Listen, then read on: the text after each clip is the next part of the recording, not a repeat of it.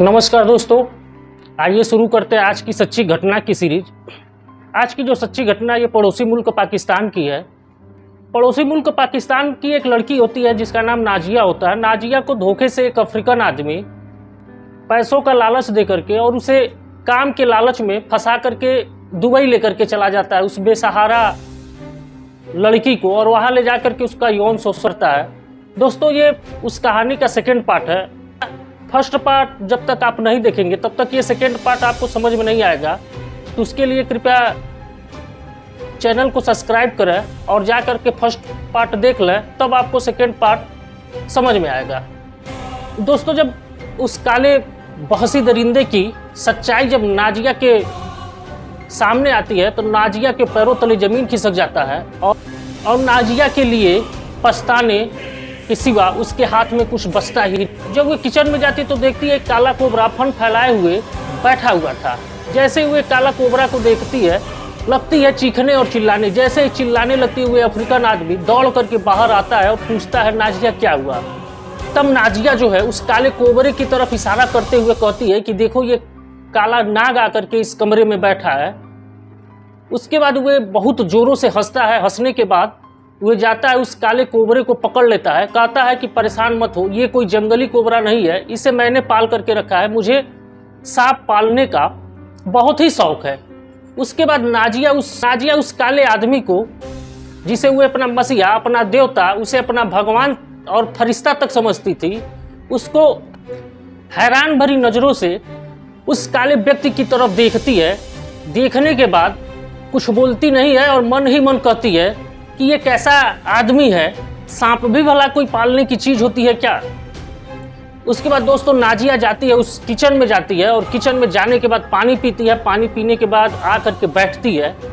बैठने के बाद वे अपना कपड़ा सिल ही रही थी, तब तक देखती है कि एक कमरे में से वो किसी दरिंदा जो है वे लड़खड़ाते हुए अपने कमरे में से बाहर निकल रहा था। और जैसे ही बाहर निकल रहा था वो लड़खड़ा रहा था। नाजिया उसे जाती है सहारा देने के लिए। जैसे उसके करीब जाती है, काफ़ी तेज बदबू आ रही होती है। बदबू जैसे ही नाजिया के नाकों तक जाती है, नाजिया अपने कदम पीछे हटा लेती है। हटाने के बाद वो चुपचाप उसको देखती रहती है। उसके बाद दोस्तों, जब वो शराब के नशे में होता है तो अपनी सारी सच्चाई जब नाजिया को बताता है कि कैसे तुम्हें पैसे से खरीद करके किस तरह से धोखे से पाकिस्तान से दुबई लाया है और उसका मंसूबा क्या है, ये सब सुनने के बाद नाजिया के होशो हवास उड़ गए थे और नाजिया के समझ में नहीं आ रहा था कि अब वे क्या करे और किस तरह से इस बला से अपना पीछा छुड़ाए। दोस्तों, कहानी में आगे बढ़ने से पहले आपसे एक छोटा सा अनुरोध है। अगर आप हमारी इस वीडियो को YouTube पे देख रहे हैं तो कृपया वीडियो को लाइक करें, चैनल को सब्सक्राइब करें और अपने दोस्तों के साथ शेयर करना न भूलें। अगर हमारी इस वीडियो को आप फेसबुक पेज पे देख रहे हैं तो कृपया वीडियो को लाइक करें, पेज को फॉलो करें और आपसे एक छोटा सा और अनुरोध है कि वीडियो को अपने फेसबुक पे शेयर करना न भूलें, ताकि हमारा हौसला और भी बढ़ता रहे और हम आपके लिए इसी तरह से सच्ची कहानियों पर आधारित वीडियो बना करके लाते रहें। तो दोस्तों, आइए अब वापस चलते अपने कहानी की तरफ। दोस्तों, वे काला अफ्रीकन आदमी कहता, तुम क्या सोचती हो नाजिया, आजकल के ज़माने में तो कोई जल्दी भीख देता ही नहीं है। 25 लाख रुपया मैंने तुम्हें, तुम्हारे घर वालों को तुम्हारी कीमत दी थी और जो तुम कागजात पे वीज़ा के नाम पे साइन की थी वे तुम्हारी कीमत और जो है तुम्हारे परिवार से वे एग्रीमेंट था कि 25 लाख रुपए में तुम्हारी माँ तुम्हें जो है हमारे हाथों में बेच रही है। और नाजिया के मानो तो जिस्म से प्राण ही निकल गए हों। नाजिया को अब कुछ समझ में नहीं आ रहा था कि अब वे क्या करे और किस तरह से इस बहसी दरिंदे के चंगुल से निकले। उसके बाद दोस्तों, नाजिया को कुछ समझ में नहीं आता। फिर वे किचन में जाती है, पानी पीती है। पानी पीने के बाद वे बैठती है। बैठने के बाद वे जाता है कमरे में।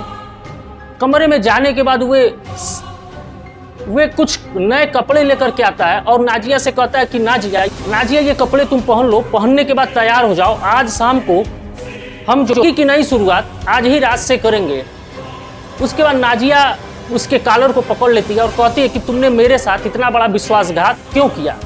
तब वो आदमी शराब के नशे में होता है। तब वो कहता है कि देखो, ये सच्चाई जो है मैं तुमसे दुबई जब पहले ही दिन लाया तभी से तुम्हें मैं बताना चाह रहा था, लेकिन जो है मैं तुमसे बता नहीं पा रहा था। इसलिए तुम्हें ये सच्चाई बताने के लिए मैं शराब के नशे में हूँ और शराब के नशे में हिम्मत जुटा करके मैं तुमको बता दिया हूँ। मैं जब पहले ही दिन तुम्हारी दुकान पर गया था कपड़ा सिलवाने के लिए, तभी भी उसी दिन तुम मुझे पसंद आ गई थी और उसी दिन मैंने ये प्रण किया था कि तुम्हें किसी भी हालत में यहाँ पाकिस्तान से निकाल करके दुबई लेकर के जाऊंगा और तुमसे शादी करके तुम्हारे ही साथ अपना जीवन यापन करूंगा।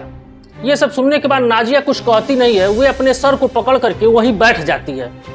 उसके बाद दोस्तों वे बहसी अफ्रीकन दरिंदा जो होता है उसके बाद नाजिया का मोबाइल ले लेता है। मोबाइल लेने के बाद वे तोड़ देता है। तोड़ने के बाद अब नाजिया से कहता है कि अब तुम अपनी माँ से या किसी से तुम कोई भी किसी भी प्रकार की मदद नहीं कर सकती हो। अब तुम्हारे पास किसी से संपर्क करने का कोई रास्ता नहीं है और अब तुम इस कमरे से बाहर भी नहीं जा सकती। उसके बाद दोस्तों वे कहता है कि ये कपड़े तुम पहन लो और मैं जा रहा हूँ, कुछ फूल माला और मिठाइयाँ लेकर के आता हूँ। आज ही शाम को मैं तुमसे शादी करूँगा और आज ही हम दोनों अपनी जीवन की नई शुरुआत करेंगे।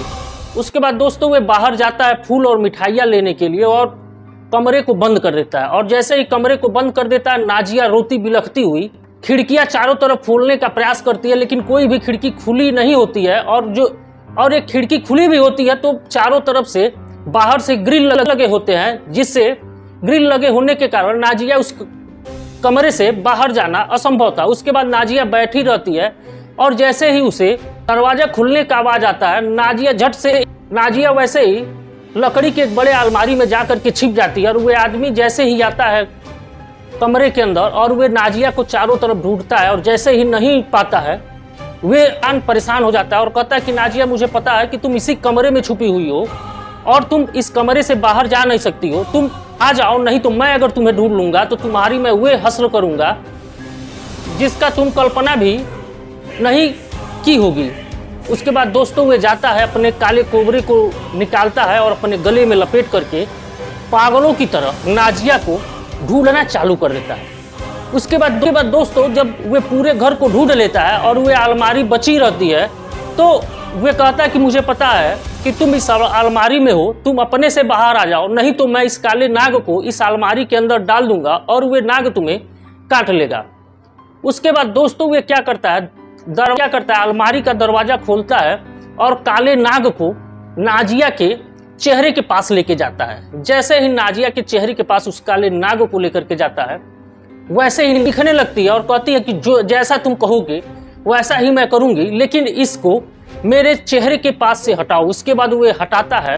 हटाने के बाद काले नाग को ले जा करके एक टोकरी में बंद कर देता है। बंद करने के बाद वो नाजिया से जबरदस्ती शादी करता है। शादी करने के बाद नाजिया के साथ अपना जीवन यापन करने लगता है।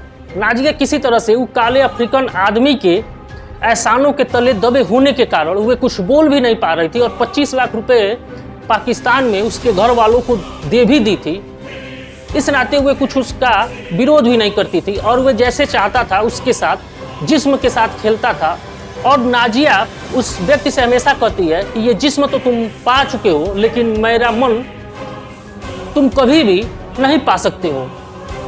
तो वे काला आदमी जो होता है 7-8 महीने नाजिया के साथ लगातार शारीरिक संबंध बनाने के बाद एक दिन जब नाजिया को पता चलता है कि वे प्रेग्नेंट हो गई, अपने हाथों से ही उस अपने पेट पे कई वार करती है और उस बच्चे को गिराना चाहती है। उस बच्चे को नाजिया इसलिए गिराना चाहती है कि किसी तरह से वे काले अफ्रीकन आदमी को बर्दाश्त कर रही थी और अगर बच्चा उसका होता तो वे भी काला और उसी के चेहरे पे होता तो नाजिया कैसे उस बच्चे को बर्दाश्त करती। इस नाते वे उस बच्चे को गिराना चाहती थी और किसी तरह से अपनी बची हुई जिंदगी को काट करके और हमेशा भागने के ही तलाश में नाजिया लगी रहती थी। चूंकि वे काला हम्फी जो होता है वे उसे बाहर निकलने की इजाज़त नहीं देता है और न ही उसे कहीं फ़ोन करने की इजाज़त थी।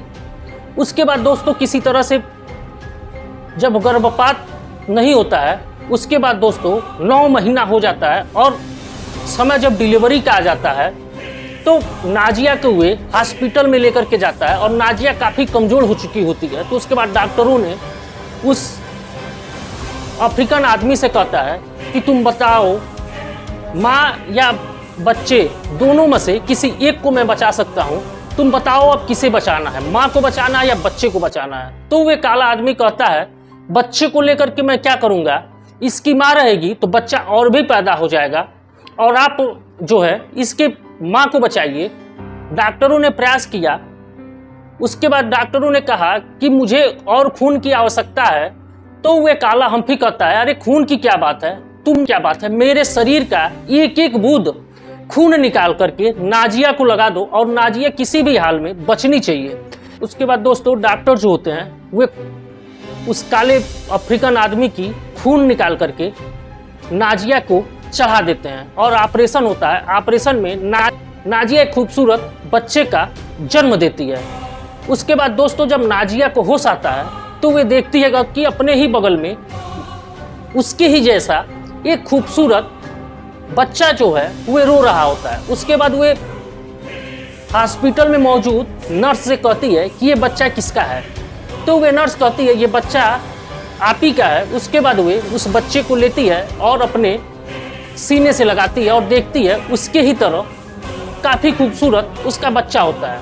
उसके बाद दोस्तों नाजिया जो होती है अल्लाह को धन्यवाद देती है कि कम से कम मेरा बच्चा जो है वे अफ्रीकन आदमी पे नहीं गया है। उसके बाद दोस्त जब नाजिया को उस अफ्रीकन आदमी की याद आती है तो वे नर्स से पूछती है और वह नर्स से पूछती है कि मुझे जो एडमिट कराया था वह आदमी कहाँ गया। तो नर्स बताती है कि वह आदमी आईसीयू में एडमिट है। तब नाजिया कहती है कि क्या बात हुआ, उसके साथ क्या ऐसी घटना घटी कि जो वह आईसीयू में एडमिट है। तब नर्स बताती है कि मैडम आपके शरीर में खून की काफ़ी कमी हो गई थी और वे जो है आवश्यकता से अधिक जबरदस्ती खून दे देता है। खून देने के बाद वे ज़्यादा खून दे देता है और उसके शरीर में ज़्यादा खून निकलने के बाद उसकी भी हालत बिगड़ गई है और उसे भी इसी हॉस्पिटल के दूसरे आईसीयू में शिफ्ट किया गया है। उसके बाद दोस्तों नाजिया कहती है कि मुझे ले चलो उसके पास। नाजिया जाती है उसके पास तो देखती है कि वे एक बेड पर लेटा हुआ था और उसके कुछ अन्य साथी जो हैं उसे खून दे रहे थे और वे पूरी तरह से बेहोश था। उसके बाद दोस्तों कुछ दिन बीतने के बाद नाजिया की भी छुट्टी हो जाती है और उस काले अफ्रीकन व्यक्ति की भी छुट्टी हो जाती है और दोनों जब साथ में घर आते हैं तब नाजिया कहती है कि तुम भले जिस्म और चेहरे से भले ही विकृत हो लेकिन दिल से तुम काफ़ी खूबसूरत हो और मुझे तुम क्षमा कर देना, मैं तुम्हें आज तक समझ नहीं पाई, तुम मुझे बचाने के लिए अपने ही जान जोखिम में डाल दिए। उसके बाद दोस्तों नाजिया और वे काले अफ्रीकन व्यक्ति की जिंदगी अच्छे से चलने लगी। दोस्तों ये कहानी आपको कैसी लगी? अगर कहानी आपको अच्छी लगी हो तो कृपया वीडियो को लाइक करें, चैनल को सब्सक्राइब करें ताकि हमारा हौसला और भी बढ़ता रहे और हम आपके लिए इसी तरह से सच्ची घटनाओं पर आधारित कहानी बना करके लाए रहें। तब तक के लिए नमस्कार।